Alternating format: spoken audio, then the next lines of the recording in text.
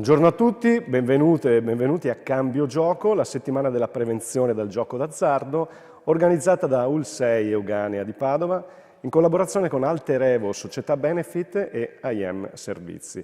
Benvenute, anzi bentornate e bentornati, perché questa è la seconda giornata. Ringraziamo tutte le istituzioni che hanno patrocinato questo evento, il Ministero della Salute, la Regione del Veneto, il Comune di Padova, l'Università La Sapienza di Roma, l'Università di Parma, l'ANCI del Veneto, il MIUR del Veneto, l'Ordine degli Psicologi del Veneto e l'Ordine dei Medici di Padova. Un sentito ringraziamento va anche a tutte le realtà che hanno collaborato alla realizzazione di questa iniziativa e naturalmente a TGR Rai e Telepadova, che sono i nostri media partner. Ci troviamo a Padova, all'interno della prestigiosa Sala della Carità, e stiamo trasmettendo in diretta sulla pagina Facebook di Cambio Gioco e sul canale YouTube dell'ULSS 6. Salutiamo quindi il pubblico che ci sta seguendo da tutta Italia, è molto numeroso e molto partecipe, perché nella giornata di ieri abbiamo avuto veramente un alto tasso di partecipazione e quindi invitiamo tutti voi a porci delle domande scrivendo appunto in questi canali social.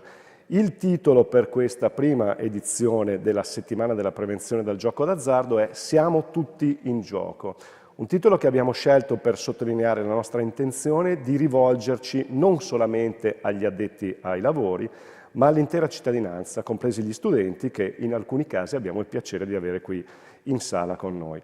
Ma soprattutto ci rivolgiamo a quanti svolgono un ruolo educativo nei confronti delle nuove generazioni, quindi genitori, insegnanti, educatori e molte altre persone sensibili al tema della prevenzione e della promozione della salute.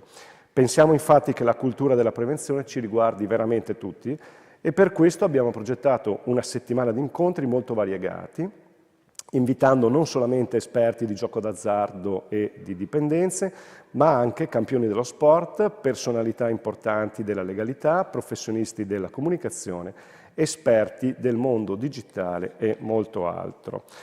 Avrete certamente potuto vedere che esiste anche un sito dedicato, il sito si chiama www.cambiogiocoULS6.it e su questo sito potete trovare tutti i materiali promozionali e potete anche scaricare e consultare l'intero programma. Sul sito resterà inoltre traccia degli incontri di cui potrete rivedere le videoregistrazioni. Qui con noi oggi come ospite in sala c'è il dottor Matteo Paduanello, psicologo psicoterapeuta del consultorio familiare distretto Padova-Bacchiglione, nonché referente del consultorio adolescenti. Benvenuto dottore. Buongiorno a tutti, grazie. Buongiorno a lei, grazie per essere qui. Il dottor Paduanello al termine dell'incontro ci aiuterà a fare una riflessione e potrà eventualmente porre una prima domanda al nostro ospite. Quindi grazie per aver accettato l'invito. L'UL6 Euganea, approfittando di questa importante occasione, ci tiene particolarmente a presentare un servizio, Centro Educativo Digitale LOL, per il quale passo la parola alla dottoressa Arianna Camporese, che è dirigente medico-psichiatra, nonché responsabile dell'intero progetto Cambio Gioco dell'UL6 Euganea. E quindi la invito a raggiungerci qui e a prendere la parola. Benvenuta, dottoressa. Buongiorno, benvenuti a tutti. Sono molto contenta di poter presentare questo nuovo servizio del Dipartimento proprio oggi che abbiamo il professor Marangi che terrà il suo intervento, perché il professor Marangi è colui che ci ha aperto un po' la cultura digitale. Abbiamo fatto, credo 10 anni fa, forse il primo convegno a Monselice, dove abbiamo cominciato a parlare di cultura videoludica, di comunicazione e poi un po' alla volta ci siamo interessati a questo tipo di attività e oggi siamo qui per poter parlare del nostro centro educativo LOL, Lab on Life, che è un neonato perché stiamo per iniziare proprio in questo mese. Qual è il concetto che ci ha portato a sperimentare questa nuova forma anche di cura? In realtà non è una cura, perché stiamo parlando di prevenzione, cerchiamo di intercettare ragazzi che non hanno ancora sviluppato nessun tipo di patologia, ma di avvicinarli a un concetto di alfabetizzazione digitale. I ragazzi arrivano al centro provenendo dalle scuole, istituti superiori, poi per l'anno prossimo si pensa anche di aprire questo laboratorio ai ragazzi delle medie, dove faranno delle esperienze di realtà virtuale, quindi esperienze tipo immersivo, per provare anche delle dimensioni legate al benessere e alla salute. Faranno delle esperienze di gaming e quindi poi, sempre affiancati dalla figura degli educatori, ci sarà un momento di riflessione su quello che è la loro esperienza di gioco, che loro giocheranno a cose diverse da quelle che normalmente utilizzano con i loro amici, quindi un'esperienza completamente diversa che ha anche un contenuto di tipo narrativo, introspettivo. E infine una stanza del corpo dove, attraverso anche delle tecniche di mindfulness e nella capacità di stare nel presente, nel qui e ora, i ragazzi faranno anche un'esperienza che li riguarderà attraverso il corpo, che sempre sappiamo una parte un po' trascurata nella nostra quotidianità. Il laboratorio è alle porte, stiamo per inaugurarlo e quindi insomma invitiamo un po' soprattutto le scuole a incuriosirsi e a venire a sperimentare questo nostro centro educativo digitale. Vi ringrazio per l'attenzione e buon lavoro a tutti. Grazie dottoressa, grazie per il suo intervento e buon lavoro naturalmente anche a voi con questa interessantissima iniziativa. Approfittiamo quindi per rilanciare questo invito rivolto alle scuole e ai ragazzi e ai giovanissimi. L'incontro di oggi parla appunto di relazione tra gli adulti e i giovanissimi e si intitola Siamo schiavi digitali? Con questa domanda quindi avremo il piacere di avere con noi il professor Michele Marangi, che è in videocollegamento. Gli diamo il benvenuto e lo ringraziamo di cuore per la sua presenza e la sua disponibilità. Buongiorno professore. Buongiorno a voi, grazie Buongiorno. Per l'invito, per il coinvolgimento. Buongiorno. Grazie. Allora, l'incontro di oggi intende affrontare questo argomento. I mezzi di comunicazione digitali fanno ormai parte pienamente della nostra vita. Studi, dibattiti e riflessioni spesso si polarizzano da un lato tra sostenitori entusiasti del mondo digitale, dall'altro tra persone che mettono in guardia soprattutto i giovani dai rischi di queste novità. Però la domanda che ci poniamo col professore è possibile educare i ragazzi a un rapporto equilibrato e positivo con questi strumenti? Possiamo aiutarli a evitare comportamenti a rischio come dipendenze, ludopatie e piuttosto diventare protagonisti attivi e consapevoli del loro rapporto con le nuove tecnologie? Quindi questa è un po' la sfida citata anche poco fa dalla dottoressa. Presentiamo il professor Michele Marangi, che è Media Educator, supervisore e formatore. Realizza percorsi sui media digitali e le loro potenzialità in ambito pedagogico, sociale, culturale e aziendale. È docente di tecnologia dell'istruzione e dell'apprendimento, peer e media education, media e intercultura, al master competenze interculturali e comunità, reti e fandom, al master comunicare lo sport presso l'Università Cattolica di Milano. È membro del Centro di ricerca sull'educazione ai media, all'innovazione e alla tecnologia e socio fondatore di Steadicam Off, società di media management e marketing sociale. Ha scritto Insegnare cinema nel 2004 e poi è autore di molti articoli per riviste specializzate e accademiche sui media nei contesti pedagogici, sociali e culturali.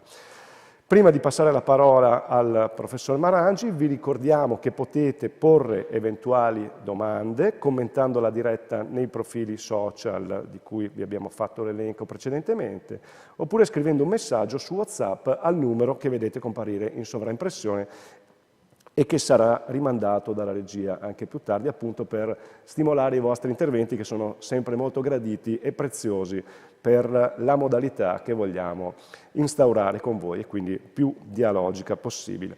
Lascio quindi la parola al professor Michele Marangi e auguro buon incontro a tutti coloro che ci seguono.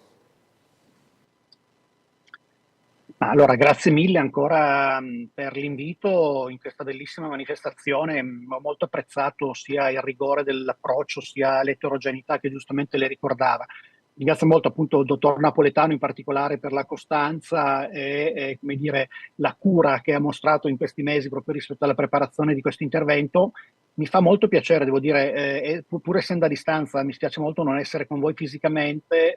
Saluto la dottoressa Camporese, che davvero mi fa piacere rivedere, anche se a distanza, proprio per la qualità del lavoro che hanno sempre svolto e, come dire, l'intelligenza di un servizio che raccoglie questa sfida e propone sul territorio un centro così interessante. Tra l'altro complimenti per il nome, che è veramente molto bello, sia l'all ovviamente come digitale, sia questo concetto di on life che riprenderemo anche oggi. Allora io cercherei di essere, questa non è una lezione ovviamente, cercherei di darvi alcuni spunti facendo una rapida cornice proprio, come dire, prima ancora di parlare di adolescenza, parlare di digitale, cioè che cos'è il digitale che spesso identifichiamo in un modo, in realtà è molte cose diverse. Poi lancerei un brevissimo video, uno spot pubblicitario che vale più di 1000 parole, secondo me, uno spot del 2018 su un cellulare, proprio rispetto all'ingaggio educativo, pedagogico, non solo verso gli adolescenti, ma anche per noi adulti, e poi faremo un affondo proprio rispetto a rischi e potenzialità del digitale, proprio per evitare, nella domanda del titolo, di diventare schiavi digitali, con una cura particolare per i temi che caratterizzano la manifestazione, quindi tutto il discorso dell'azzardo, tutto il discorso del far emergere questa piaga sociale italiana e soprattutto prevenire presso le giovani generazioni. Ovviamente cercherò di chiudere proprio nell'arco di 45-50 minuti per lasciare spazio all'interazione, alle domande. Sarà un piacere per me reagire alle vostre osservazioni, intese anche dal pubblico più ampio.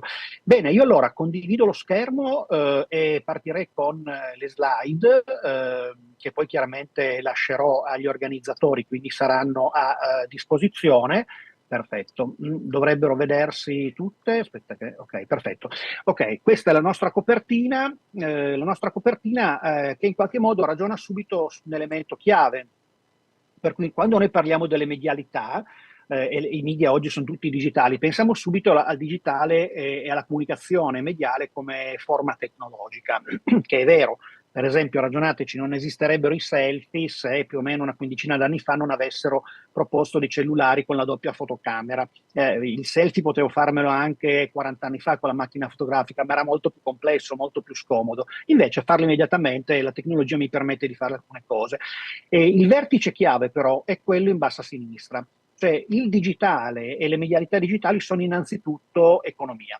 Come dire, abbiamo miliardi e miliardi di investimenti e di guadagni ovviamente per un mercato, e questo teniamone conto. Non mi fraintendete, non sto dicendo che non debba esserci un mercato digitale. Io sto parlando da un computer o un tablet, siamo connessi, avendo degli abbonamenti, cioè viviamo ovviamente in questo mondo, paghiamo, usiamo i servizi. Però il mercato tendenzialmente ha l'obiettivo chiave, assolutamente rispettabile, di fare soldi. Per cui, come dire, tutto il digitale è caratterizzato da questo obiettivo. Per cui il fare in modo che noi stiamo sempre più connessi, che diamo sempre più dati, che possano essere venduti e via dicendo, fa parte dell'economia. Ma attenzione, c'è anche il vertice in basso a destra, che ci siamo noi. Non è che siamo costretti a fare delle cose, cioè certe volte ci sembra, però possiamo singolarmente, soprattutto in gruppo, provare a farne altre, provare a misurarci, provare a utilizzarli in maniera più creativa e meno scontata. In questo senso la domanda iniziale, notate, non è retorica, non è né sì né ni, dipende per certi versi da noi e dalle possibilità che abbiamo. Velocissimamente, questo è un concetto teorico però molto molto concreto. Circa 10 anni fa Ruggero Eugeni, che è un grandissimo semiologo, anche lui insegna in Cattolica Scienze della Comunicazione, ma non è una pubblicità ovviamente, ha un'intuizione particolarmente feconda, cioè dice oggi parliamo ancora di media o di media, io uso il latino nel senso di medium, cioè di collegamento tra un interno e un esterno, tra persone, e media come sistema in inglese, no? Però dice, forse se i media di una volta, il cinema, la grande stampa, la radio, come dire, erano in qualche modo effettivamente una mediazione tra tanti e pochi, tra un luogo e un altro, oggi Eugenio nota che abbiamo talmente tante medialità continuamente attive. Pensate in questo momento appunto io ho anche un cellulare attivo, posso anche rispondere velocemente se hai un messaggio, arriva una notifica, la guardo. Tutti quanti mentre viviamo facciamo un mucchio di gesti mediali. Eugeni dice forse siamo entrati in una post-medialità in cui noi esseri umani stiamo la vera mediazione continua. Recuperiamo, frammentiamo, montiamo, rielaboriamo e mandiamo in giro tantissime medialità che 20 anni fa proprio non esistevano. Pensate, ciascuno e ciascuna di voi, ma in maniera molto serena, quante cose abbiamo fatto oggi con i media. E sono le 10 di mattina, quante cose abbiamo fatto su un gruppo di famiglia, quante cose abbiamo comunicato con gli amici e le amiche, su quante cose ci siamo informati, cosa abbiamo scaricato, cosa abbiamo salvato, cosa abbiamo rielaborato. Non c'è da averne paura, ma da riconoscere. Figuratevi, mi permetto, io sono vecchio, figuratevi avere 14, 15, 16, ma anche 20 anni in cui, come dire, lo schermo è assolutamente la dimensione chiave di molte cose che faccio. Quindi questo è un primo elemento. Un altro elemento qual è? Che i media digitali mixano continuamente due dimensioni, non ci limitiamo a vedere, ad ascoltare, a fruire, diciamo così. Questa è una parola che tra l'altro non è nuova, nasce in ambito economico, non a caso, negli anni '80 del secolo scorso, quindi ha, come dire, più di una quarantina d'anni ormai, un po' più, che tra l'altro è interessante perché sono le aziende che dicono per migliorare i prodotti e chiaramente per venderli meglio, il discorso di prima, ma non fa una grinza, non dobbiamo soltanto pagare profumatamente delle aziende, come dire, di statistica, di sondaggi, di inchieste, perché non chiediamo ai nostri migliori, come dire, alleati, i clienti, le clienti? E qui è interessante, se il cliente o la cliente mi lascia un feedback, dice ma è interessante questa cosa, però forse l'impugnatura è un po' scomoda, oppure beh questa macchina è bella, però perché non pensate a fare gli interni anche di questo colore? Beh, l'azienda ci guadagna, e il cliente è contento. A quel punto, notate, nasce il concetto di prosumer. Noi non siamo solo consumatori, ma siamo anche produttori. Attenzione, questo è fondamentale, ne riparleremo, produttori di dati, di informazioni. Qui data è nell'accezione inglese, non è solo il numero, cioè di informazioni. E allora è interessante perché anche i media digitali, se ci pensate noi continuamente, l'esempio di prima, cioè se io vedo una cosa carina e la rimando, per esempio, a mia moglie, a mia figlia, a un mio amico, una mia amica, sto producendo sapere, semplicemente scegliendo, selezionando, impaginando e semmai mettendo un commento. Allora, qua è interessante, mentre aspettavo, posso dirlo, non ho vergogna, io adoro i gatti, ho 4 gatti in casa, tutta la famiglia li adora, mentre stavo cercando delle cose mi è arrivata la newsletter di Wired, una rivista che io seguo grazie alla newsletter, vedo gli articoli, e uno era lo spazzolino per i gatti che fa le fusa. Adesso non vi, non vi licenziate, mi è stato istintivo salvarlo e metterlo sulla chat di WhatsApp della famiglia con tutti gli annessi connessi. Ecco, notate, non è che io ho pensato di fare quello, nel momento in cui succede divento un produttore in qualche modo di significato.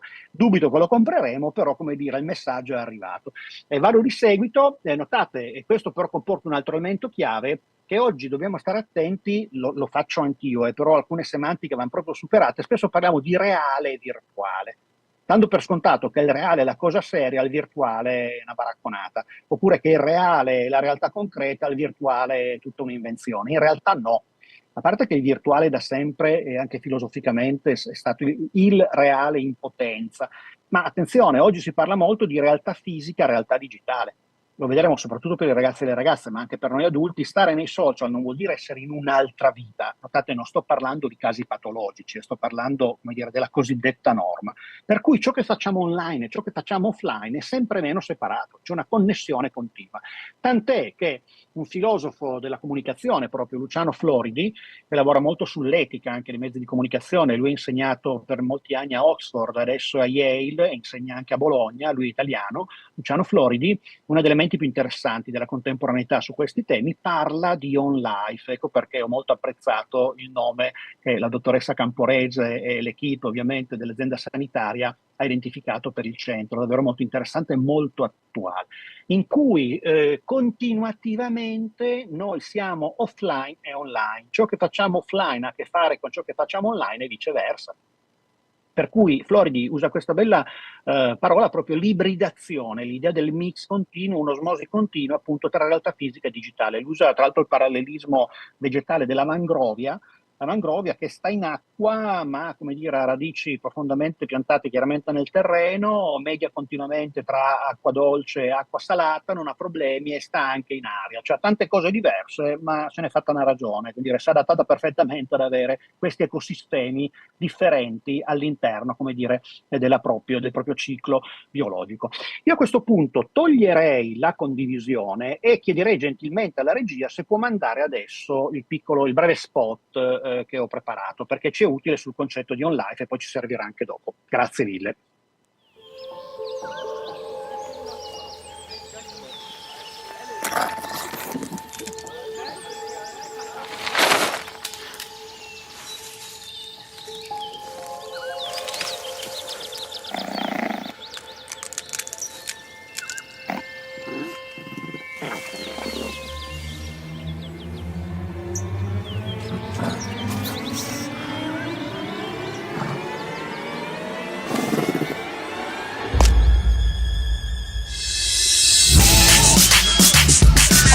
Breathtaking photo is shared around the world. It is the viral sensation of the year. This is Gnu Gnu. Nunu the Mysterious found of a student unleashed a phenomenal hype across... Local authorities are urgently warning to play down. And helicopters scoring the woodlands for the mysterious. Scientists expect a threatening and dangerous behavior. According to the available information, a gene mutation... Anybody who comes in contact with the creature is asked to call the forest.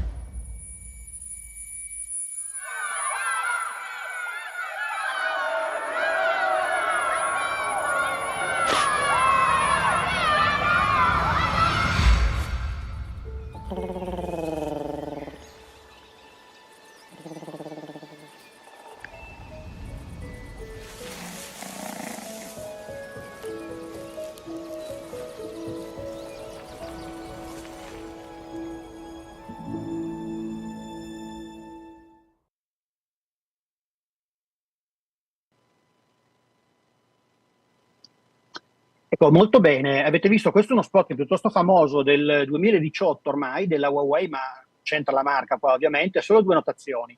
Uno, interessante come è stato costruito lo spot, nel senso che alla fine c'è, come dire, una possibile risposta al nostro interrogativo. Siamo schiavi del digitale? È nelle tue mani. Puoi esserlo come non puoi esserlo. Chiaramente nelle tue mani il cellulare, ma anche tutto quello che fai è il destino dell'animaletto. È fantastico che posso, come dire, lasciare nel suo habitat senza che nessuno lo faccia diventare un oggetto commerciale, come dire, lo trasformi in un oggetto appunto, oppure posso, come dire, mettere su un online scatenando un pandemonio. È evidente la metafora, nel senso loro hanno usato come dire, l'animaletto fantastico, è chiaro che il messaggio è molto differente, non pubblicare, soprattutto non condividere ovviamente immagini di cui potresti pentirti dopo mezzo secondo e di questo riparleremo. Due però, non so se avete notato e poi andate a rivederlo, nel finale Huawei quando parla del cellulare, che tra l'altro veniva promosso come un cellulare che nella sua fascia faceva le foto più belle in assoluto, perché lo vendevano per le foto, ma nello spot ti dicono non fare foto, interessante, c'era un piccolo claim, come suol dirsi in gergo, che diceva wicked possibilities, cioè come dire possibilità maligne, maliziose, strane, un po' così, e ovviamente sono dei furbacchioni perché nello spot ti dicono non fare quello, però ti dico guarda con questo puoi fare qualunque cosa. Non è una contraddizione, ormai fa parte della contemporaneità. Sicuramente questo è uno spot molto bello, secondo me molto intelligente, di solito piace tantissimo agli adulti, appunto ai genitori e agli insegnanti, giustamente dicendo beh vedi, se come dire sai cosa fare non crei problemi. Qual è il problema che poi riprenderemo? Che quell'oggetto e tutta la rete comunicativa del digitale è costruita per non avere il tempo di pensare. Ci avete notato? Tra l'altro quello è un ragazzino, un modello, proprio va in bicicletta nel bosco, ha la camicia a quadri, assolutamente straordinario, proprio sembra uscito da un film, che sia E.T. o che sembra Stranger Things, i riferimenti non sono casuali. Nell'esplorazione scopre delle cose che in qualche modo sono bellissime e strane. A quel punto, onestamente, chi di noi non estrae immediatamente il cellulare? Tra l'altro in inglese è interessante il concetto di shooting, che vuol dire sparare ma anche inquadrare. E a quel punto, come dire, one shot, tac, immediatamente. Poi notate, se una volta la fotografia la si faceva, vabbè, lasciate da parte, la sviluppavo, la stampavo, la sceglievo, la mettevo in un album, quello è proprio un altro mondo, però tendenzialmente col cellulare non cambia soltanto la quantità di fotografie che faccio, ma la quantità che pubblico. Ne parleremo tra breve, il concetto di social media, in cui si sono ricodificati i social network, esistevano già prima ovviamente le reti sociali tra esseri umani, è proprio dovuta alla velocità in cui posso mettere subito online qualsiasi cosa, in cui, non voglio generalizzare, tra l'altro questo, siamo onesti, riguarda anche gli adulti, c'ho un piatto stupendo, aspetta lì che lo fotografo e lo faccio vedere, non per dire sto mangiando, per dire sei uno sfigato, io mangio un piatto stupendo, invece tu guarda cosa fai. E vedo una cosa molto particolare, la propongo, oppure questo è un dramma, vedo gente che si picchia o gente che si uccide, in Italia è capitato, lo filmo e lo metto in scena. Allora, qui sta cambiando completamente, notate, uno può dire, beh, è il senso civile, la responsabilità, ma attenzione, è quello che i teorici chiamano, un concetto interessantissimo che è molto concreto, affordance. Ogni oggetto, ma anche ogni situazione che viene progettata, ti induce a fare delle cose piuttosto che altre. Questo non vuol dire che tu non possa scegliere, questo è un dibattito che esiste da secoli rispetto al discorso del libero arbitrio in filosofia. Però attenzione, se vado in un ipermercato è garantito che spendo di più.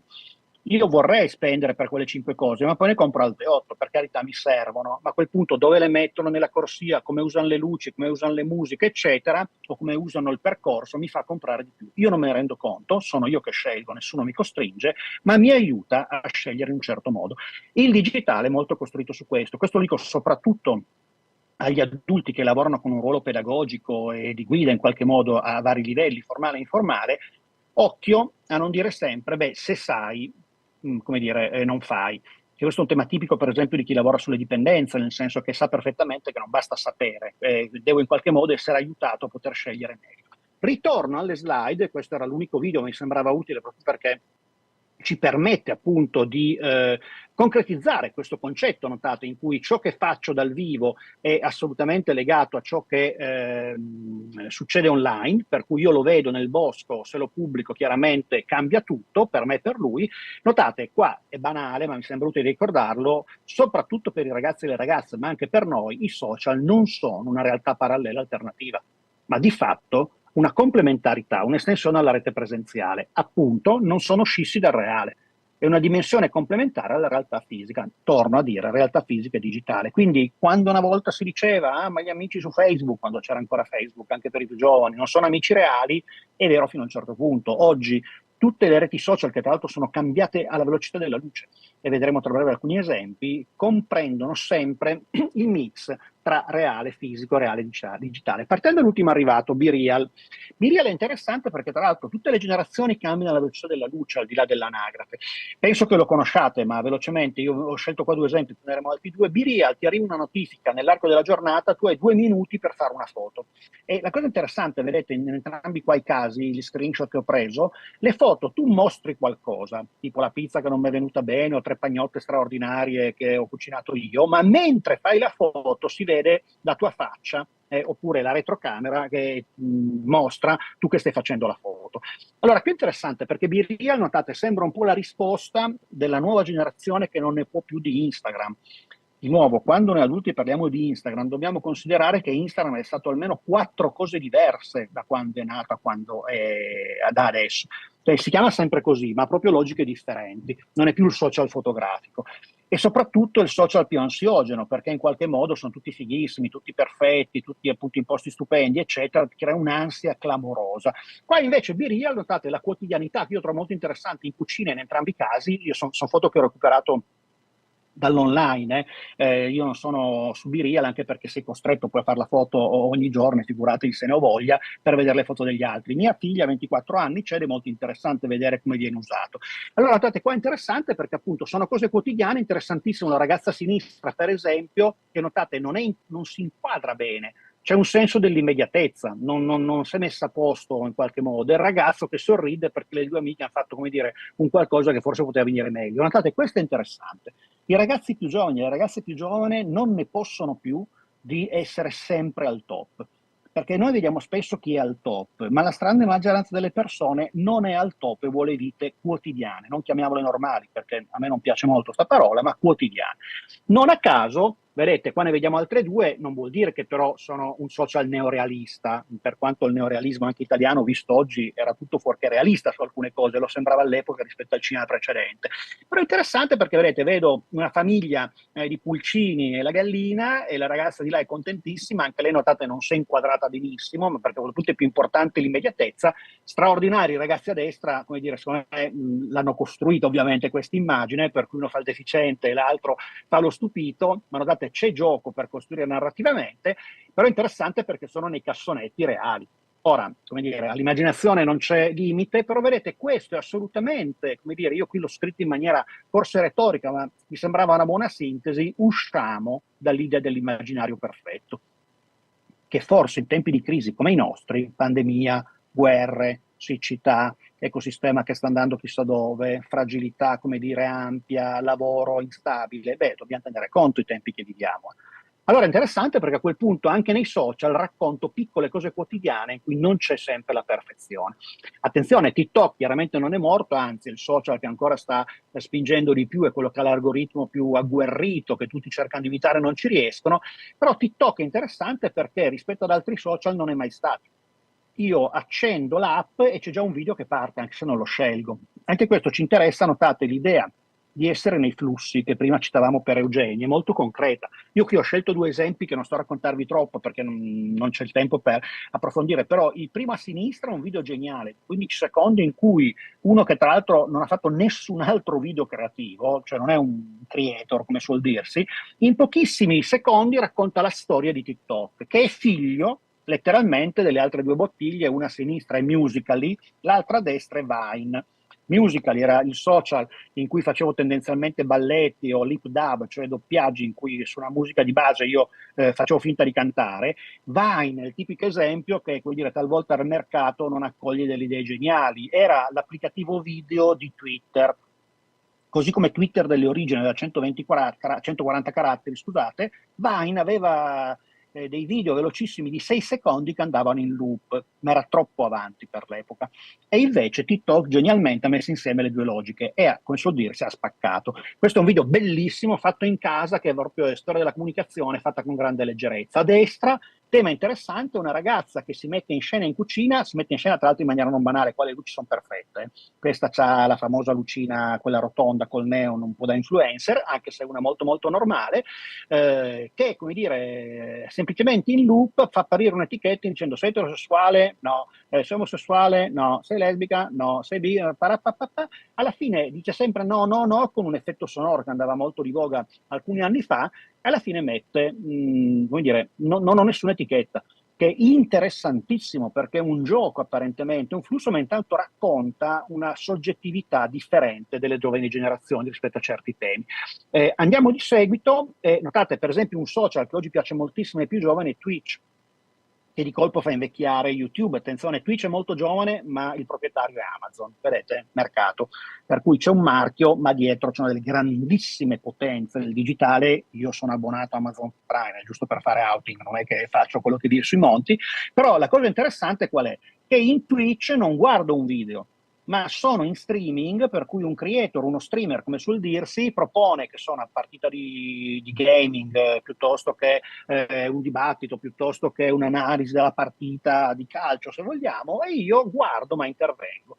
Allora è partita del mondo dei videogame in realtà sempre più ampia, ci sono dei casi clamorosi, la Bobo TV in qualche modo è lì, piuttosto che Muschio Selvaggio, sono tutte nate lì, o dirette live, ed è interessante perché sono trasmissioni che poi migrano verso la televisione come vecchio medium, però parte di là. La chat è il cuore delle interazioni, attenzione, questo è fondamentale per noi adulti, funziona il senso di comunità. Qui community rende l'idea della community online, ma di comunità, in cui non è un gruppo. Questo è tipico del digitale, ma sto con persone con interessi e stili comuni che non conoscerò mai, ma mi sento parte della community. Questo è interessantissimo. Anche, lo vedremo in fase di prevenzione, è fondamentale creare delle community, che non solo dico al singolo non fare questo o che a quell'altro, ma è il gruppo che ti trascina, un po' il concetto della peer education, se ci pensate, che riprenderemo dopo. Notate, questa è una tipica videata appunto di Twitch in cui io posso vedere delle cose, posso scegliere, ma non vedo i video, vedete, sono tutti live. Questo è importante. Per esempio in alto c'è una videogamer che mentre gioca fa commenti e a quel punto, come dire, tutto molto curato, con postazioni particolari e via dicendo. E notate, io qui ho preso uno screenshot a caso, possiamo avere 2586 spettatori in contemporanea. Che notate, lì ci sono pochi, ma in contemporanea che fanno delle cose, non si limitano a guardare, possono interagire e alcuni in realtà arrivano a molti di più. Vedete qua dei numeri, ma proprio presa velocemente. Attenzione, altro fenomeno che apparentemente è tangenziale, secondo me è da considerare, sono gli e-sports, che sono sempre più diffusi, non sono più, come dire, dei casi particolari in cui i videogame, tra l'altro in maniera molto specifica, cioè non è che gioco a quello piuttosto che a quell'altro, mi specializzo esattamente come un professionista, gioca a calcio piuttosto che a basket o a pallavolo, premi molto alti. I gamer sono professionisti, quindi gente che si allena, fa quello di mestiere, con delle arene di, come dire, reali fisiche, come in questo caso, ma digitali, enormi, con un giro di soldi incredibile. La Gazzetta dello Sport da diversi anni, che è il quotidiano sportivo più letto in Italia, comunque sia online che in carta, sta spuntando molto sugli sports. E qua è interessante perché a quel punto quello che era un divertimento diventa invece proprio una competizione organizzata. E qua notate, non voglio dire che gli sport hanno a che fare con l'azzardo, però c'è tutto un sistema di scommesse ovviamente, ma c'è anche l'idea, come dire, di capire quali regole posso utilizzare per arrivare al top. Vado velocemente a chiudere questa parte, poi andiamo nell'ultima parte con l'affondo proprio anche sul gap, sull'azzardo patologico. Notate la logica che tiene su tutto quanto il digitale contemporaneo, comprese le ultime cose che abbiamo visto, è quella degli influencer, che, come dire, nascono come persone assolutamente comuni, poi per vari motivi, talvolta sponsorizzati, talvolta, come dire, perché hanno un appeal particolare di vario tipo, però da zero praticamente diventano, come dire, capaci di accrescere le loro cerchie relazionali, ma perché sembrano affidabili. È il concetto di community. Non ti conosco, ma non è solo vorrei vestirmi come te o vorrei, come dire, andare in giro per il mondo come te, ma il modo in cui parli, le cose di cui parli, assolutamente sono sulla mia lunghezza d'onda. Cioè io qui invito tutti e tutte, ma al di là dell'età, a ragionare sul digitale non soltanto come un rischio, un problema, lo è, lo vedremo, ma come ormai non una categoria a parte, che fa parte della quotidianità di tutti noi. E a quel punto cambiano anche i modi per, come dire, conoscere le persone, ma anche per valutare le persone. Tutte le aziende, come dire, la prima cosa che fanno è andare a googlare o a vedere sui social i candidati e le candidate cosa fanno. Ma non ci scandalizziamo di questo. Ci scandalizziamo quando fanno altro, comprando dati, andando in dati che non dovrebbero, in cui non dovrebbero andare, perché capita anche quello in alcuni casi. Però notate, la reputazione, il modo in cui io mi pongo nel digitale è fondamentale.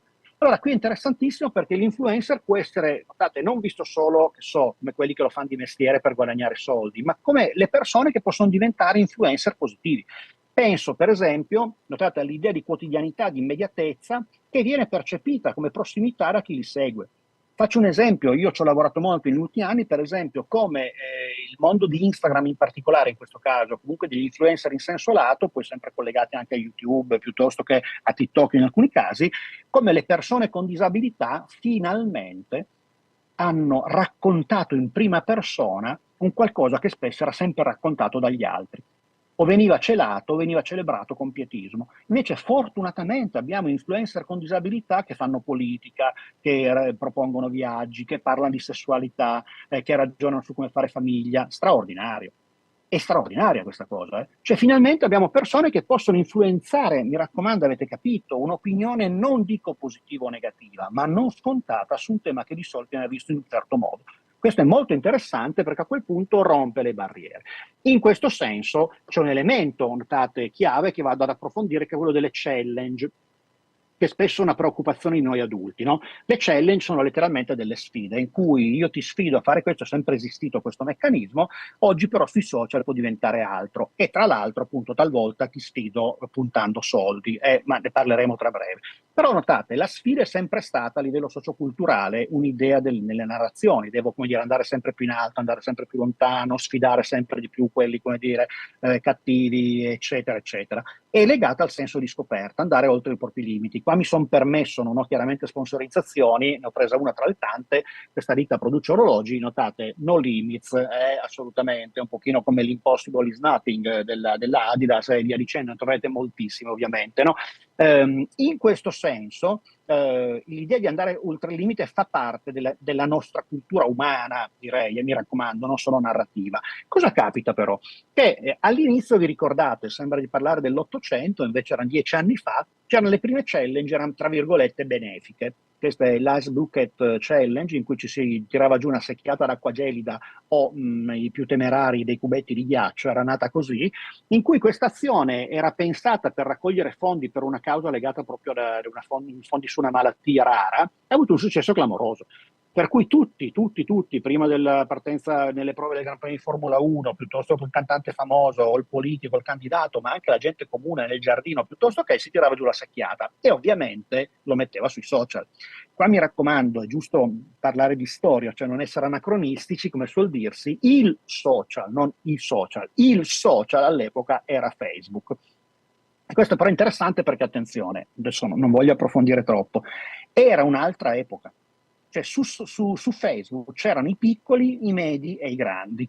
C'erano famiglie, c'erano reti effettive, ritrovavo i compagni delle elementari, piuttosto che le persone che ho incontrato nelle trasferte di lavoro, eccetera, e più o meno era un social di conoscenza. Poi c'erano anche le persone che conoscevo meno, la celebrità che seguivo, ma l'idea era tenere la rete con, come dire, i vari gradi di separazione che se no mettevano tutti in collegamento, ma partendo da quelli che conoscevo. Oggi le challenge, non a caso ho messo TikTok, quando ho presa una qualsiasi, che è stupidina ma interessante, cioè per cui non ho la sedia e faccio io la sedia, nel doppio livello, cioè mi siedo in verticale, come dire, sulla parete, o volendo, se riesco proprio a fare 2 angoli retti senza andare al centro traumatologico, ovviamente, io non ci penso neanche, divento io la sedia per qualcuno. Notate, questo è interessante perché è una cretinata, ma la cosa emblematica è cretinata con simpatia, mi raccomando, senza offesa per nessuno. La challenge non è più, come dire, orientata a una macroazione, ma devo, tra l'altro durano molto meno, sono molto più rapide in questo tipo di social contemporanei, far vedere che sono capace, che so rischiare senza rischiare troppo e sono trendy. Ma attenzione, qua è importante il finale di questa didascalia che ho messo, facendo azioni che non tutti riescono o possono fare. A quel punto la challenge tende all'esclusiva. Se non hai un corpo flessuoso, se non riesci non riesci a farlo. E un po' ci soffro, perché se va in tendenza io non potrò mai far vedere che la so fare anch'io. Per carità, poi troveremo una challenge invece, come dire, che lavora, che ne sono state alcune clamorose, anche offensive, per le persone con problemi fisici, che hanno, come dire, un peso, forma non idoneo rispetto a certi canoni, piuttosto che. Il tema però qual è? Che anche quella che non è una challenge pericolosa, notate, a fare sta roba qua, se la faccio male, come dire, mi viene il colpo della strega, piuttosto che sbatto la testa, eccetera. Ce ne sono alcune apparentemente assurde, tengo il cellulare fuori dalla ringhiera facendo in modo che il palmo rimanga sempre più disteso e vedendo di non farlo cadere, e ne cadono molti. Chiaramente poi pubblico quella che cade perché crea traffico. Qual è il tema? Che questa tipologia di challenge, e qua c'è il discorso di digitale come influenzamento negativo, porta a challenge problematiche. Io qui ho messo un caso che in realtà è stato un caso mediatico, più che una challenge, la famosa Momo Challenge, che riprende questa, che tra l'altro è un'opera d'arte di un artista giapponese, in cui appariva come meme, appariva come riferimento questa bambola inquietante, e l'idea era che tu eri succube, per cui qualcuno ti diceva cosa fare, se no, come dire, avresti avuto questa maledizione, con piccole prove che crescevano fino ad arrivare a prove clamorose. Cioè picchia qualcuno, addirittura in alcuni casi stringiti un capo intorno al collo, eccetera. Ora, tutti straspaventati, e parlo da genitore, lo posso capire, in realtà il fenomeno praticamente non esiste. Cioè questo è stato un caso clamoroso che ci serve anche a noi adulti a ragionare con questa categoria, che è stata identificata molto tempo fa, il panico morale. Cioè certe volte quando parliamo di giovani, devo dire adolescenti in particolare, e di digitale, abbiamo, come dire, una paura a priori, che mi raccomando non vuol dire minimizzare i casi in cui è problematico, ma neanche far di tutta l'erba un fascio. che è un rischio per tutti i temi.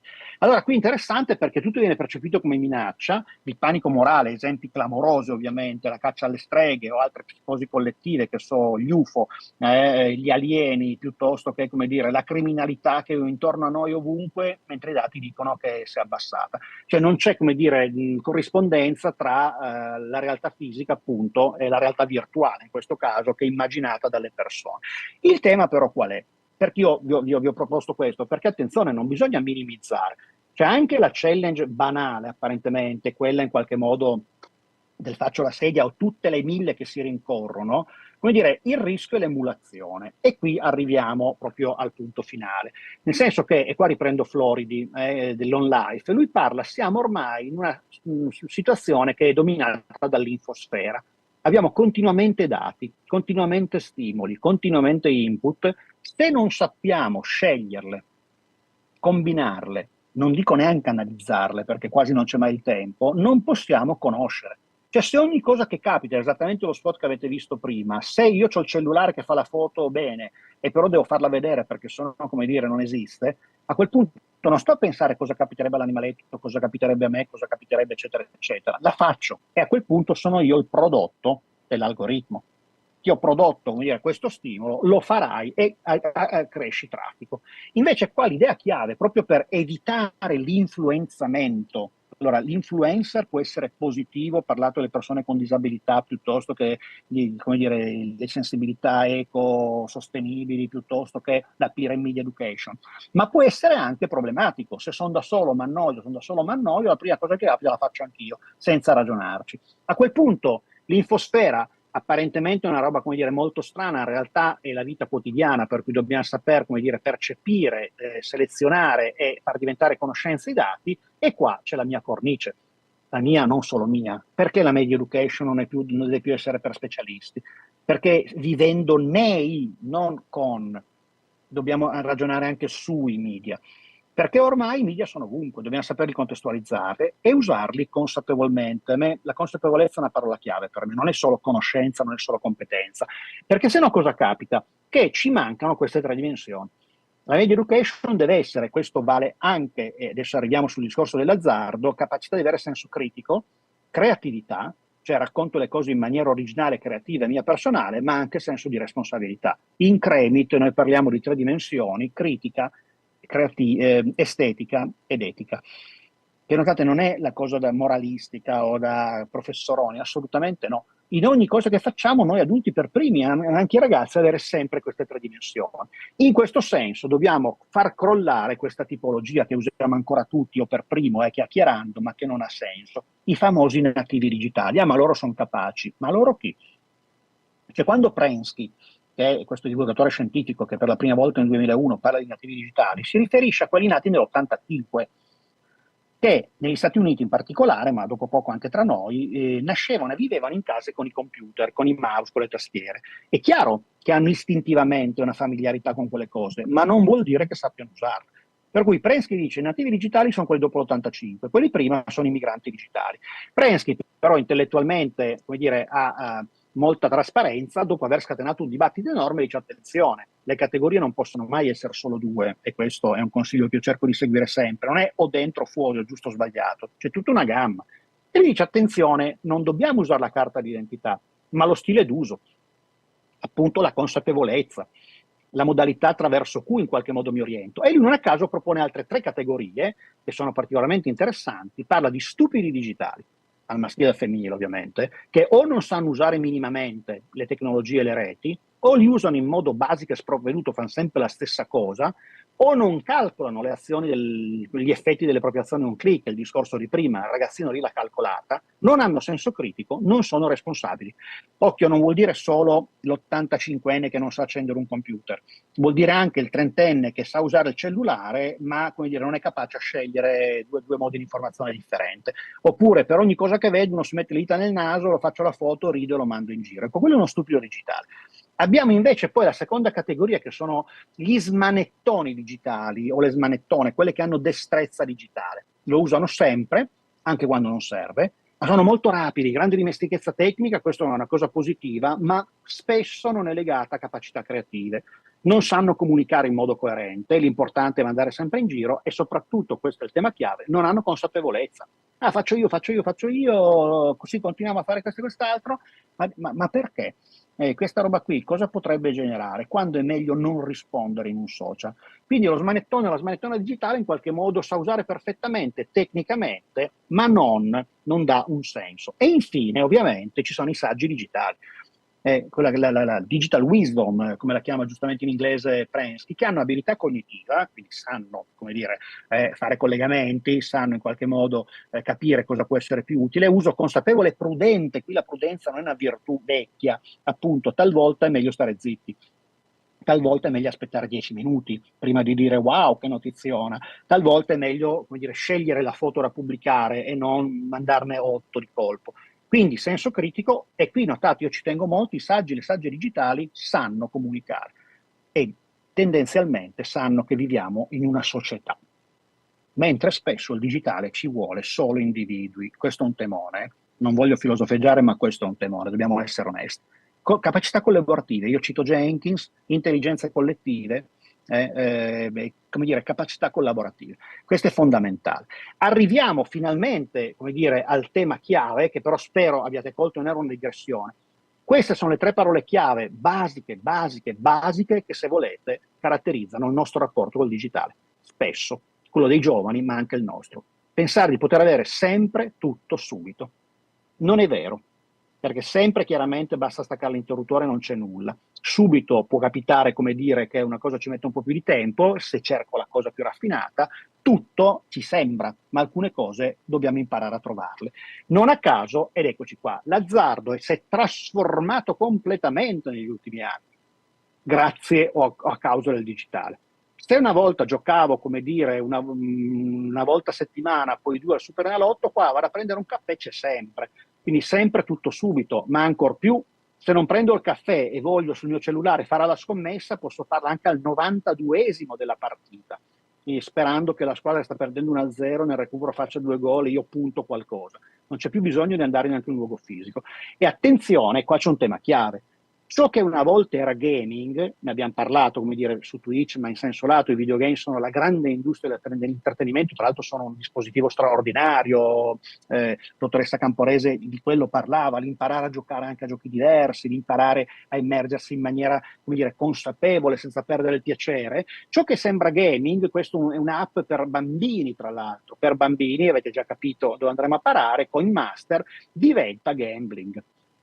A quel punto, questo è interessante, questo non è un gioco d'azzardo, ma tutti i meccanismi dell'azzardo sono screenshot dell'app in cui anche senza spendere nulla, vedete, hai tipo slot e puoi avere dei premi. A quel punto ti chiede se vuoi comprare qualcosa, tenendo conto che qua c'è l'altra grande fregatura, che questo, per esempio, il sistema che alcuni videogame anche per adulti sta passando, le loot box.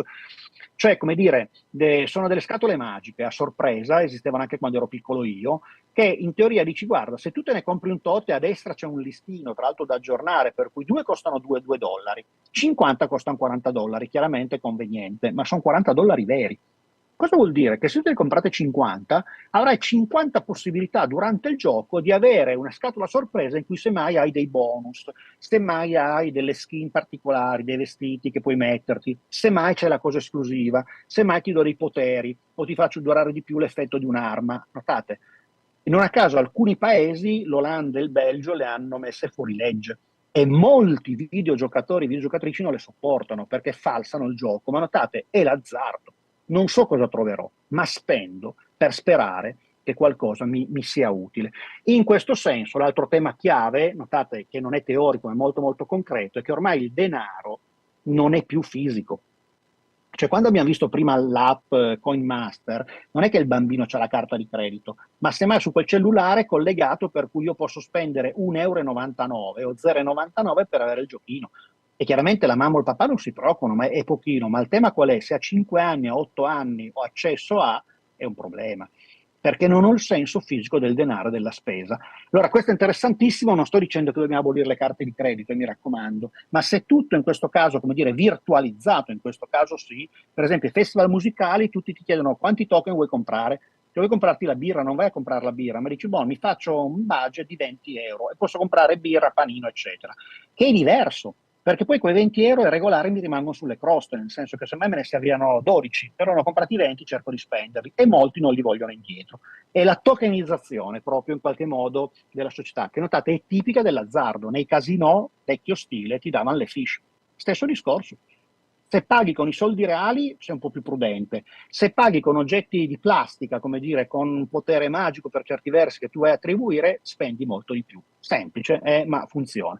In questo senso, e qua andiamo proprio a chiudere, questo notate, me l'hanno fatto studiare alcuni studenti alcuni anni fa, studentesse, Bidoo, per cui l'idea dell'offerta, bid vuol dire proprio fare la puntata, un'asta, è una pagina che ha tipo catalogo da ipermercato. Tu vedete, puoi comprarti un Samsung Galaxy M20 o l'AirPods 2 a 9,74 €, non ci crede nessuno, perché dovrebbero costare 200 euro. A quel punto provi a puntare 8 secondi per farlo, non vinci mai nulla, ma l'idea è quella di, come dire, prendere l'occasione. A quel punto c'è un meccanismo che veramente ti crea dipendenza, perché cerchi sempre di fare l'affare del secolo e qualcosina comunque compri, che chiaramente non sono quelle cose a quei prezzi. Questa roba crea veramente, notate, l'idea per cui la scommessa diventa l'asta.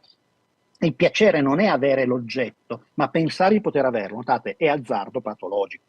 Voi lo sapete meglio di me, chi lavora, come dire, con i giocatori patologici, quelli seri che vanno ore e ore e ore nelle sale VLT, spendono un mucchio di soldi, ma sempre sperando di raggiungere l'obiettivo. E quando quella volta vincono, stanno già pensando alla scommessa successiva. In questo senso, notate, anche il mondo della finanza è diventato, come dire, in senso lato, uno personalizzato. Una volta dovevo saper giocare in borsa, appunto, giocare in borsa, notate le semantiche, oggi lo faccio dal mio telefonino. E a quel punto è interessante perché qui c'è Itoro, che tra l'altro sponsorizza, c'è molto negli stadi, anche ha una grandissima presenza pubblicitaria. Io, stando sul divano, in teoria, come dire, posso fare trading senza lamentarmi troppo. E sembra un gioco, ma i soldi sono veri. E notate, qua è interessante perché, come dire, fare trading di criptovalute con più di 10 milioni di utenti, sembra un film di fantascienza, fosse stato 20 anni fa, invece è la quotidianità. Non ho competenza, provo, col problema che i soldi sono veri. Se faccio la grande puntata, tra l'altro c'è un grande discorso sulla finanza vera anche, in molti casi ci sono degli esempi emblematici, prima che scatti la mezzanotte, come dire, programmo l'algoritmo per puntare tutto sul fallimento di un'azienda o addirittura di un paese alcune volte, perché guadagno tantissimo. Lo dico senza moralismo, ma il digitale è proprio perché è velocissimo, immediato, ha cambiato tutto. E a quel punto, notate, perdo la consapevolezza, appunto, non la conoscenza, la consapevolezza tra ciò che è veramente un gioco, come intanto in quanto gioco mi aiuta a capire le cose, a sperimentarmi, a sfidare in senso sano, a lavorare con gli altri, ciò che invece non è un gioco. Non a caso io quando parlo d'azzardo non uso mai il gioco, non per fare il puro, ma perché nel 99,9% dei casi l'azzardo non c'è niente di gioco.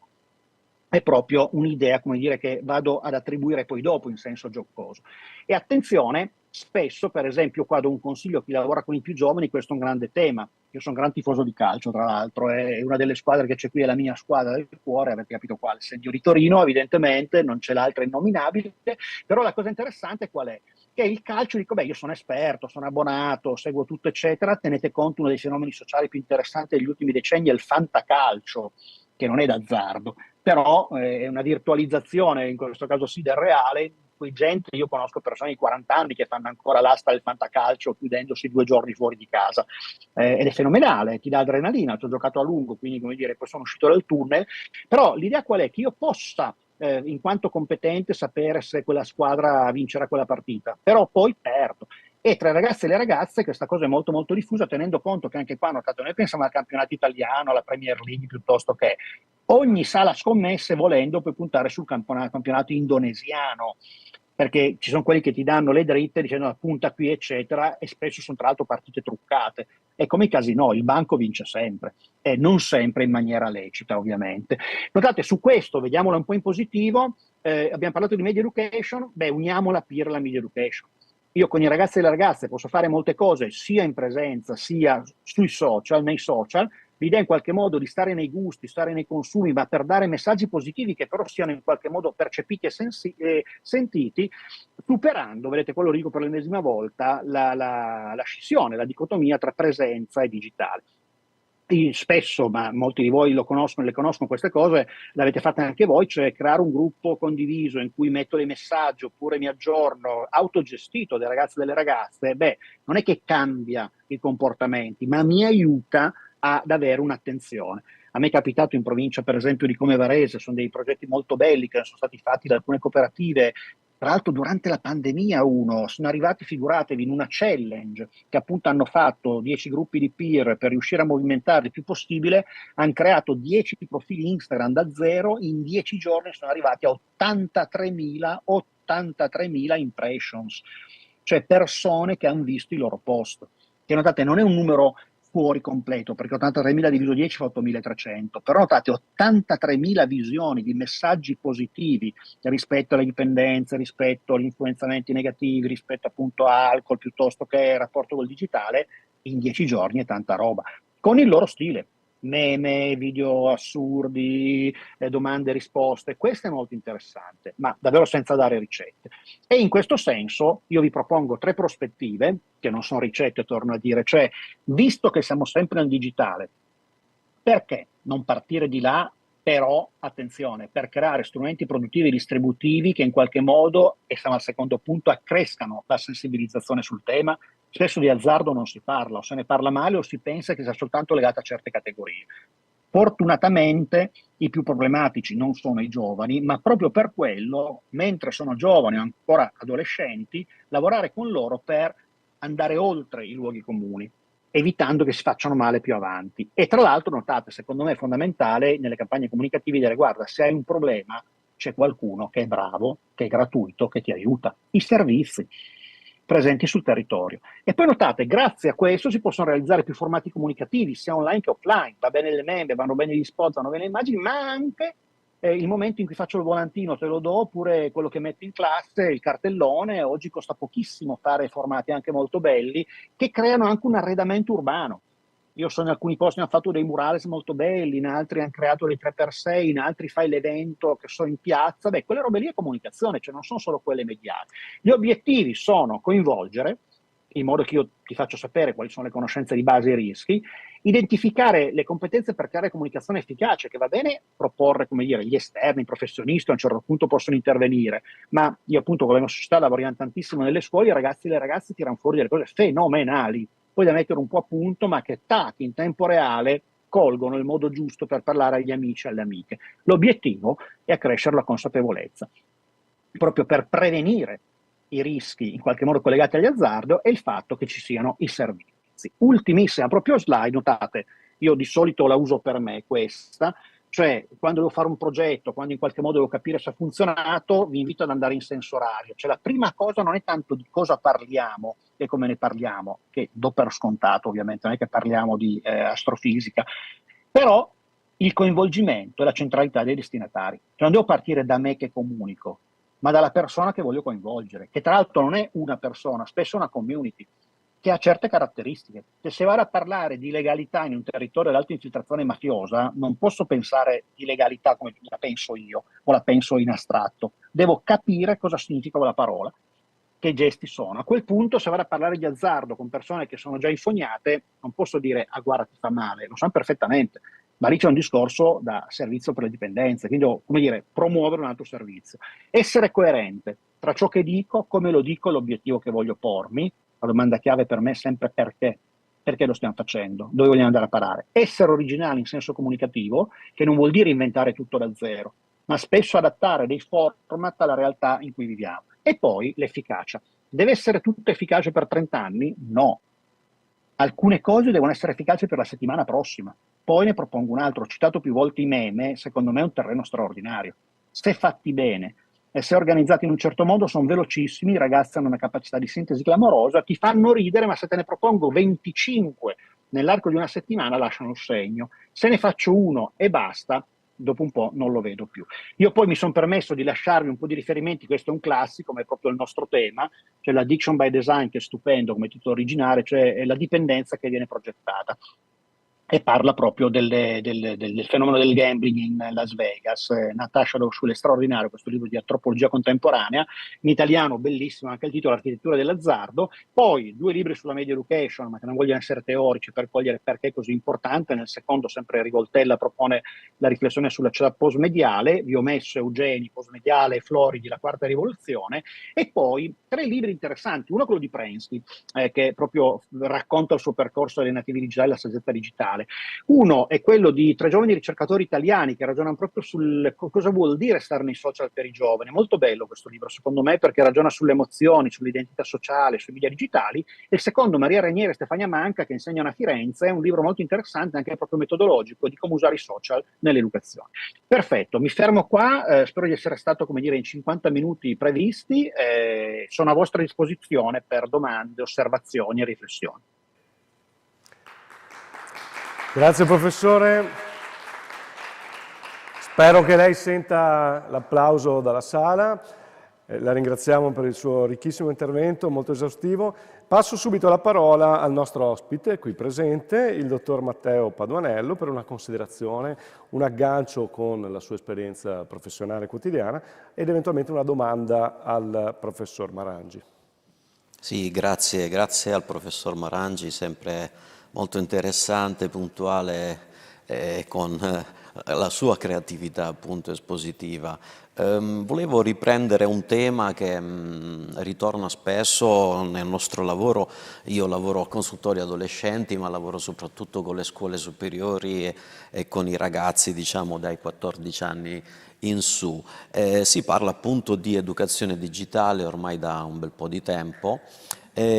Non si capisce bene, o almeno si ha un po' le idee confuse su chi debba iniziare questa educazione digitale, perché come sappiamo il digitale viene introdotto dai genitori, dalla famiglia nella vita di un infante e spesso anzi utilizzano l'infante fino alla preadolescenza come diciamo mostrare un loro aspetto un po' narcisistico, così, visto che è un po' a suo insaputo. Quindi nell'infanzia non c'è molta educazione digitale, poi viene demandata alle scuole a un certo punto, la famiglia demanda alle scuole a un certo punto e a un adolescente gli si dice: guarda che stai abusando, sei troppo tempo che sei connesso, cioè è come se prima, fino a ieri, fino a 11 anni, poteva farlo, diciamo, in qualche modo, no? Con degli adulti che ok, non capiscono tanto come gestire rispetto all'on life il tempo, diciamo, la presenza col corpo e la presenza senza corpo, cioè le esperienze, la quantità proprio. Mi viene in mente appunto il fatto che forse sono gli adulti che ancora non capiscono bene gli on life cosa vuol dire, o diciamo gli esperti, i saggi di cui parlava il professor Marangi vanno letti in maniera trasversale. C'è comunque un punto che a noi, almeno che lavoriamo con la psicopatologia dell'adolescenza, ultimamente ci sta molto a cuore, cioè gli adolescenti moderni sono più interessati a ricevere attenzione, no? L'attenzione, quindi naturalmente i social, l'era virtuale si offrono moltissimo, no? Cioè il social è basato sul like, diciamo così, fin dal primo social, Facebook, come diceva il professor Marangi, e vi è quindi un'esposizione continua delle pillole esistenziali, perché quando io scorro la mia bacheca in qualche modo vedo delle pillole di esistenze di altre migliaia di persone che espongono dei momenti belli o comunque in qualche modo, il professor Marangi dice, siamo passati a una quotidianità anche con TikTok, quindi non molta elaborazione ma si va più sul contenuto. Il confronto però costante con queste pillole di esistenza di altre migliaia di persone, pillole spesso positive, crea in qualche modo un vissuto di incapacità, di confronto continuo e quindi un abbassamento del tono dell'umore non indifferente, no? Quindi questo potrebbe essere un primo tema, l'educazione digitale, abbassamento del tono dell'umore. E poi pongo un'ultima cosa, no? Facendo un esempio di un mio paziente sedicenne, parlavamo di una cartina geografica e io gli chiedo, ma ti piacerebbe andare a Londra, perché era venuto fuori in un nostro discorso, e lui risponde no, perché dovrei andare a Londra? Ma se lì guardi la cultura, guardo un video, guardo qualcosa riguardo a Londra, ma non sono interessato ad essere lì fisicamente. La lascio così, senza magari con i commenti che possono venire fuori. Qualche aggiunta, professore, se vuole, a quello che è stato appena detto?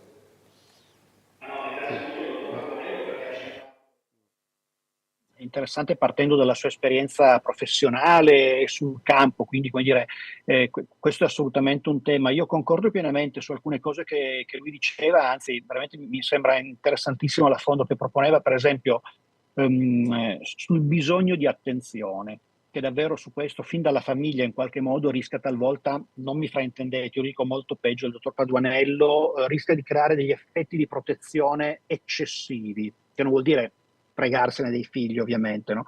Però mi è molto colpito che lei abbia parlato della fascia 06, della prima infanzia, che fino a 10 anni fa manco si considerava sul digitale. Io me ne sto occupando molto, proprio come ricerca, come studio. Dovrebbe uscire un libro, spero tra breve, ma non è una soletta pubblicitaria, perché è una fascia fondamentale in cui gli adulti non si rendono conto. E per esempio c'è un fenomeno che sta gestando molto scalpore negli Stati Uniti da 10 anni, da noi inizia adesso, iniziano ad esserci dei libri interessanti, in Francia c'è una proposta di legge su questo fenomeno, si chiama sharenting, che è l'unione tra sharing e parents, cioè il problema dei genitori che dalla prima ecografia, e mi raccomando non voglio demonizzare nessuno, se uno l'ha fatto non è che è un mostro, però alcuni genitori arrivano a pubblicare, non dico da 0 a 18, ma da 0 a 6 decine di migliaia di foto dei figli. Allora questo, io di nuovo non voglio parlare degli estremi, non voglio parlare del patologico, per cui lasciando a parte la pedopornografia, lasciando a parte i rischi di malintenzionati, che ci sono, ma lasciamoli a parte. Ma se io, come dire, abituo mio figlio o mia figlia ad avere un profilo pubblico che tra l'altro non decide lui o lei di avere, ed è già immediatamente, appunto, quando il dottor Paduanello parlava, come dire, di pillole esistenziali, bellissima questa espressione, che se lo faccio come adulto posso scegliere di. C'è tutto un fenomeno che voi conoscete bene che si chiama l'estimitano, per cui io devo mettere fuori delle parti molto personali perché ho bisogno dei feedback. Funziona molto nei gruppi di automutuo aiuto, funziona nell'elaborazione del lutto, funziona su cose molto serie. Però l'estimità non la scelgo io, ma vi viene indotta dai miei genitori all'inizio e poi dalla pressione sociale dopo, dal gruppo di amici e amiche dopo. Alla fine io non ho più un'identità. E qui io mi riaggancio, questo è un tema enorme ovviamente, però secondo me bisogna poi calarlo nella quotidianità. Ancora una volta mi permetto, non parlando delle patologie, che è un altro discorso, ma mediamente, se come dire, io devo curare la mia immagine pubblica come se fossi come dire, una star della televisione o del web, mentre sono una persona normalissima, faccio fatica ad avere come dire, una situazione in cui mi coinvolgo nella concretezza reale. E l'esempio che lei citava del ragazzo che dice no, ma a me Londra mi interessa, ma non ci andrei mai, perché tanto guardo il video, come se avesse appunto già tutto, sempre tutto subito. Beh, qual è il tema educativo che riguarda, mi raccomando, non solo gli insegnanti, non solo gli educatori, ma noi, me per primo, adulti, e creare dei setting che non sono solo luoghi. Come ben sapete, un setting è anche proprio un insieme di relazioni, quello che ho parlato prima di affordance, come dire, situazioni in cui mi viene più spontaneo fare certe cose, in cui i ragazzi e le ragazze possono e riescono e dopo un po' vogliono fare delle cose nella realtà. Io cito un libro molto bello di Sherry Turkle, che è La conversazione necessaria. Lei è una psicologa, tra l'altro, molto particolare, che negli anni 90 è stata tra le prime a dire che il computer non era un oggetto virtuale, ma c'era il suo libro, era La vita nello schermo. Poi ha detto, occhio però, e lei ha scritto un bellissimo libro, La conversazione necessaria, che è Insieme ma soli. Dice, ma perché chiediamo sempre più la tecnologia e sempre meno noi stessi? E poi la conversazione necessaria dice, recuperiamo spazi conversativi, ma sediamoci vicini, parliamo, guardiamo le cose insieme, che sembra una roba da pensionati, mi rendo conto, io ho la barba bianca, ma in realtà quando i ragazzi trovano queste situazioni, si divertono un mondo. Voi in Veneto avete un'esperienza bellissima, io conosco diverse associazioni che la fanno, che è Ci sto a fare fatica, la cito, e Ci sto a fare fatica è geniale, perché ci sono dei ragazzi e delle ragazze che vanno a ripulire parchi, a dare una mano alle associazioni, a progettare dei giochi per bambini, eccetera, non prendono un euro, gli danno una maglietta rossa col marchio, ma ha un successo clamoroso. Cioè, se ti offro l'occasione, i ragazzi e le ragazze lo fanno volentieri. E la cosa interessante qual è? Ti dimenticano del cellulare. Cioè, non la faccio per andare contro il cellulare. Poi mettono semmai la foto dell'esperienza fatta. Però la cosa bella non è la foto, è l'esperienza fatta. Mentre alcune volte capita anche a noi, metto la foto del piatto e diventa freddo. È come dire, a quel punto non lo gusto più. Il gusto è dire chissà quanti lo vedono, e se iniziano a arrivare i like non mangio neanche perché rispondo ai like. Allora, mi sembra che Paduanello veramente abbia colto questo elemento chiave di come fare attenzione a questa scissione totale, al tempo stesso, come dire, ragionando con i ragazzi e le ragazze proprio sulle possibilità di costruzione in qualche modo di un significato diverso. Grazie professore, perché un attimo prima che lei prendesse la parola per questa aggiunta molto interessante sono arrivati 3 messaggi che sembravano cuciti apposta per la risposta che lei ha già dato. E allora li leggiamo comunque, anche per stimolare le persone che ci seguono da casa a interagire, perché ci fa veramente piacere. Il primo è questo, dice: si parla spesso di educazione digitale per gli adolescenti, ma l'educazione digitale non dovrebbe partire fin dalla prima infanzia? Spesso i genitori danno i cellulari ai bambini molto piccoli o vengono lasciati molto tempo davanti alla televisione. Cosa può dirci a riguardo? E lei ha già risposto. E un'altra domanda diceva appunto cosa pensa dei genitori che pubblicano spesso le foto dei figli nei social, perché lo fanno e quali sono i rischi. E infine c'è una persona che chiede qualche consiglio pratico per le mamme e papà che pensano più a condividere che a convivere, ma lei ha risposto con una risposta che ci è piaciuta molto anche da educatori, perché passare il tempo con loro fa dimenticare i device ai ragazzi e magari anche ai genitori stessi, che spesso ne sono invasi a loro volta. Chiedo ancora al dottor Paduanello qualche commento, qualche aggiunta, anche se vuole qualche aggancio ulteriore con la sua esperienza professionale con gli adolescenti. Sì, cioè, sicuramente io non sono d'accordo con chi demonizza l'adolescenza per, diciamo, tutti quando si parla di internet, dei social o di questi aspetti qua, poi guardano l'adolescente come se fosse una fascia d'età colpevole, tra virgolette, no? Abbiamo parlato dell'infanzia e quindi anche il professor Marangi diceva che bisogna partire dall'inizio, no? Perché un bambino sembra un soggetto passivo ma è sovraesposto socialmente, non è un oggetto passivo, e poi si ritroverà questo perché migliaia di foto e di video di cui parlava anche il professor Marangi se li ritroverà in adolescenza, e quando diventerà lui l'attore che produrrà i video può produrre anche dei materiali appunto come quelli positivi di cui abbiamo parlato.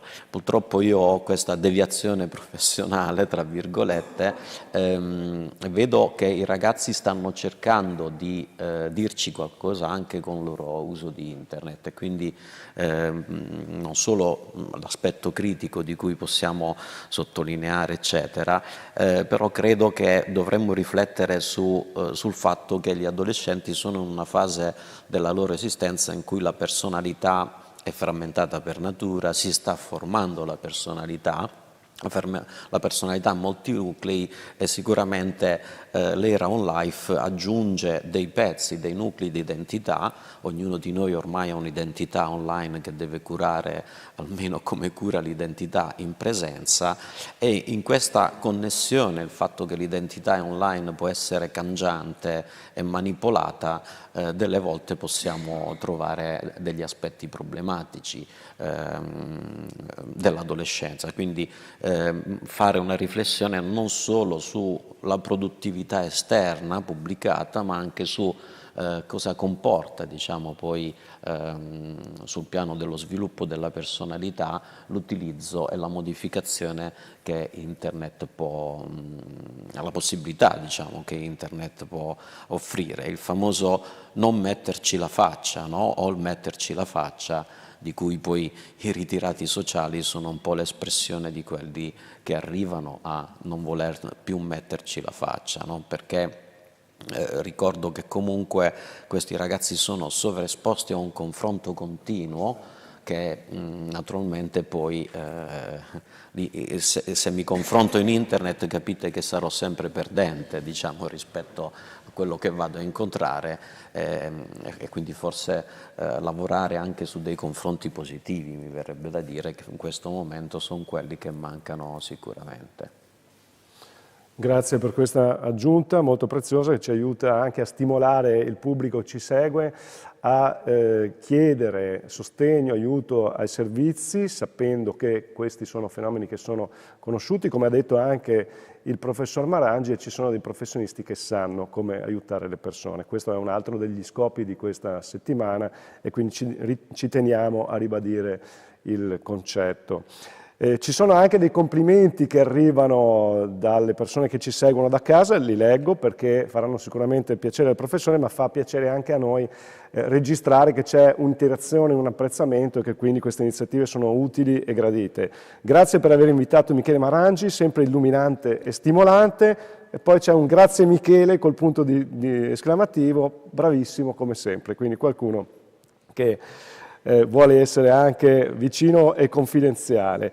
Abbiamo anche una persona che dice una relazione davvero illuminante, trasparente e concreta, complimenti al media educator Michele Marangi per questi punti di vista davvero istruttivi sui pro e i rischi dei media.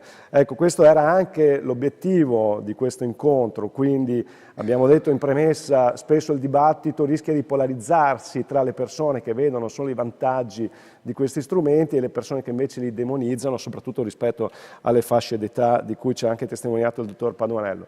L'intento di questo incontro era invece aiutare soprattutto il pubblico adulto a prendere coscienza del fatto che i bambini e i ragazzi possono essere aiutati attraverso una relazione reale da parte degli educatori a prendere coscienza di questi strumenti e ad utilizzarli in maniera consapevole, creativa e responsabile.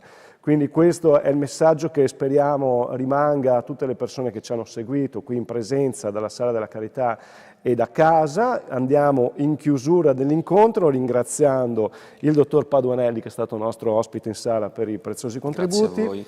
Grazie per essere stato con noi, la dottoressa Camporese che ha testimoniato il progetto LOL e che è responsabile dell'intera settimana Cambio Gioco e naturalmente il professor Marangi in videocollegamento con noi che ringraziamo per la cortesia, l'esaustività del suo contributo, i molti stimoli molto preziosi per tutti gli educatori in ascolto, le persone che sono interessate a questi temi. Grazie a voi davvero, è stato proprio molto bello, mi fa piacere proprio che la vostra iniziativa stia stimolando così tanto interesse, complimenti davvero. Grazie professore, grazie mille a lei. Aspettiamo il pubblico alle ore 17:30 per il prossimo incontro in programma. Il titolo dell'incontro sarà l'impatto dei device nello sviluppo neurocognitivo, quindi avremo altri stimoli in risposta alle domande che sono arrivate anche oggi rispetto alla prima infanzia. Il relatore sarà il professor Alberto Oliverio, professore emerito di psicobiologia alla Sapienza di Roma, quindi un altro intervento molto qualificato e assolutamente stimolante. UL6 Euganea di Padova vi ringrazia di cuore per aver partecipato e assistito a questo incontro. Vi invitiamo a scaricare e consultare il programma dal sito www.cambiogiocul6.it e a continuare a seguirci in questa settimana della prevenzione dal gioco d'azzardo. Cambio gioco, siamo tutti in gioco. Buona continuazione di giornata a tutti voi.